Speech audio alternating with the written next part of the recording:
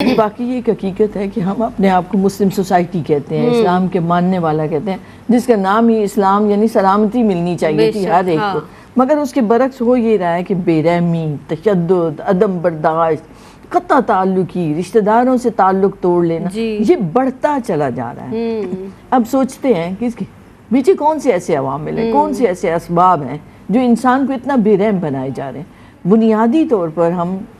مادہ پرست بڑھتی جا رہی ہے، مادیت پرستی، مادیت سے محبت، اس دنیا سے محبت، مال سے محبت، عرص و حوث، ایک منصب، ایک جاہ کی طلب، اور ہر وقت یہ فکر میرا مال کم نہ ہو جائے، جائز ناجائز طریقوں سے لے کر آنا، حرام مال گھروں میں آتا ہے تو بے رحمی بڑھتی ہے، اخلاقیات کا جنازہ نکلتا ہے، آپ کی اولادیں، آپ کی نسلیں جو ہیں وہ بے راہ روی کی طرف بڑھتی چلی جاتی ہے، جس کا نتیجہ یہ نکلتا ہے کہ رشتہ داروں سے تعلق ٹوٹتا چلا جاتا ہے، پرواہ نہیں رہتی، اب انسان اپنے سٹیٹس کے زوم میں مبتلا ہو جاتا ہے، فخر اور غرور کرتا ہے کہ میرے پاس اتنا مال ہے، جس سے وہ احکامات الہیہ کو بھلاتا چلا جاتا ہے۔ تو اس مادہ پرستی کے اس جو خول ہے اس کو توڑنے کی ضرورت ہے۔ رزق حلال طیب آئے گھر میں، ایک رتی برابر بھی حرام رزق نہ آنے دیں گھر کو۔ پھر اسی طریقے سے آپ کوشش کریں کہ اپنے رشتہ داروں کا جو حق ہے ان کو حق دیں،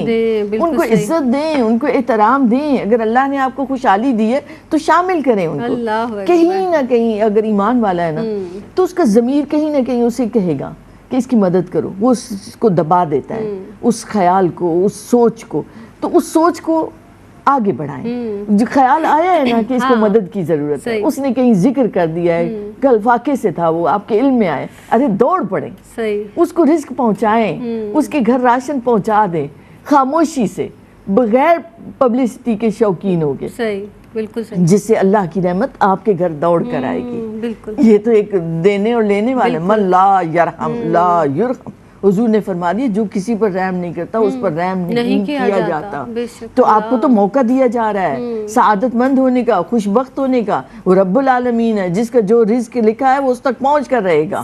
تو آپ اس میں کوئی کمال نہیں کر رہے، مگر یہ پہچانیں کہ اگر آپ کو یہ سعادت مل رہی ہے تو اس سے محروم نہ رہے۔ تو پہلی وجہ مادیت پرستی ہے۔ دوسرا ہے ہم کنکریٹ اور مشینوں میں پھنسے ہوئے ہیں، اسکرین رولنگ، اور ہر وقت موبائلز میں اور ہر وقت لیپ ٹاپس میں اور ان چیزوں میں آن لائن کنیکٹ ہونا پسند کرتے ہیں، جس سے دنیا سے تعلق ایک تو ٹوٹتا چلا جا رہا ہے، ایک ہماری صحت متاثر ہو رہی ہے، ایک ان چیزوں کی وجہ سے نفسیاتی عوامل بڑھتے جا رہے ہیں، ایک ڈپریشن ہو رہا ہے، آپ کو سٹریس میں ہیں، آپ اعصابی دباؤ آپ پر بڑھتا چلا جا رہا ہے۔ دیکھیں سکون ملتا ہے اللہ کے ذکر میں، سکون ملتا ہے دوسروں کا ہاتھ تھام لینے میں، سکون ملتا ہے دوسروں کو سکون دینے میں۔ خوشی آپ کو تب ملے گی جب آپ دوسروں کو خوش رکھنا سیکھیں گے۔ تو جتنے آپ لا تعلق ہو رہے ہیں، اپنی دنیا میں مقید ہوتے چلے جا رہے ہیں، اتنی آپ کی ذہنی سطح بھی، صحت بھی تباہ ہو رہی ہے، جسمانی صحت بھی تباہ و برباد ہو رہی ہے، اور ساتھ ساتھ آپ سے وہ فرائض بھی ادا نہیں ہو رہے جو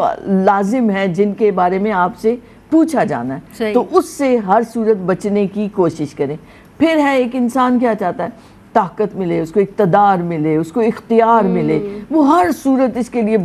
ظلم کرتا ہے، تشدد کرتا ہے، اس کے اندر بے رحمی بڑھتی چلی جاتی ہے۔ تو اس کے اپوزٹ جانے کی کوشش کریں۔ اسی لیے احادیث مبارکہ میں، قرآن میں سخت دلی کے علاج بتائے گئے ہیں۔ یہ سخت دلی بیماری ہے تمہاری، تمہارا دل سخت ہو گیا ہے، اسے نرم کرو،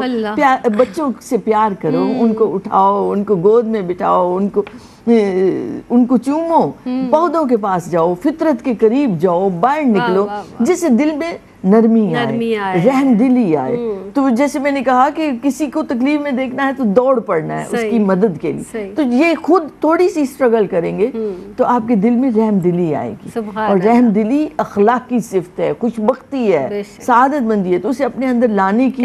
کوشش ضرور کریں۔ پھر کہیں نہ کہیں ہمارے اندر احساس برتری پایا جاتا ہے، فخر اور غرور پایا جاتا ہے۔ جو ایسے گھروں میں پلے بڑے ہیں نا جہاں منسٹری ہے، جہاں بس عہدیداریاں ہیں، تو وہ اپنے نوکروں کے ساتھ جیسا سلوک کرتے ہیں وہ پوری دنیا کو ویسا ہی سمجھ رہے ہوتے ہیں، تو ایک ظلم اور تشدد ان کی طبیعت میں پایا جاتا ہے۔ اس کو نکالیں گھروں سے،